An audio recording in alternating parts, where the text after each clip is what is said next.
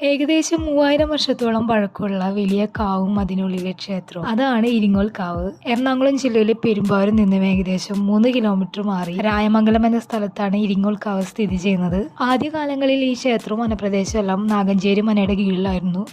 എന്നാൽ ഇപ്പം ഇത് തിരുവിതാംകൂർ ദേവസ്വം ബോർഡാണ് ഏറ്റെടുത്തിരിക്കുന്നത്. കിഴക്ക് ദർശനമായിട്ട് നിൽക്കുന്ന ഈ ക്ഷേത്രത്തിലേക്ക് കടക്കാനായിട്ട് 3 ഭാഗത്തു നിന്നും വഴികളുണ്ട്. ഈ ക്ഷേത്രത്തിന് ചുറ്റുമുള്ള ഈ മരങ്ങളെല്ലാം തന്നെ ഒരുപാട് വർഷത്തോളം പഴക്കമുണ്ട്. ഈ കാണുന്ന മരങ്ങളൊന്നും വെട്ടിക്കളയോ ആവശ്യങ്ങൾക്കായിട്ട് ഉപയോഗിക്കുകയോ ഒന്നും ചെയ്യാറില്ല. കാലപ്പഴക്കം ചെന്ന മരങ്ങൾ താനെ വീണുപോയിട്ട് അവിടെ തന്നെ കിടന്ന് മണ്ണോടടിയാണ് ചെയ്യുന്നത്. ഇതൊരു ദുർഗാദേവി ക്ഷേത്രമാണ്. ഇവിടുത്തെ ദേവിക്ക് കുറച്ച് ചിട്ടകളൊക്കെ ഉണ്ട്. ചില പൂക്കളുടെ സുഗന്ധം ദേവിക്ക് ഇഷ്ടമില്ല. സുഗന്ധമില്ലാത്ത പൂക്കൾ വെച്ചിട്ടാണ് ഇവിടെ പൂജകൾ ചെയ്യുന്നത്.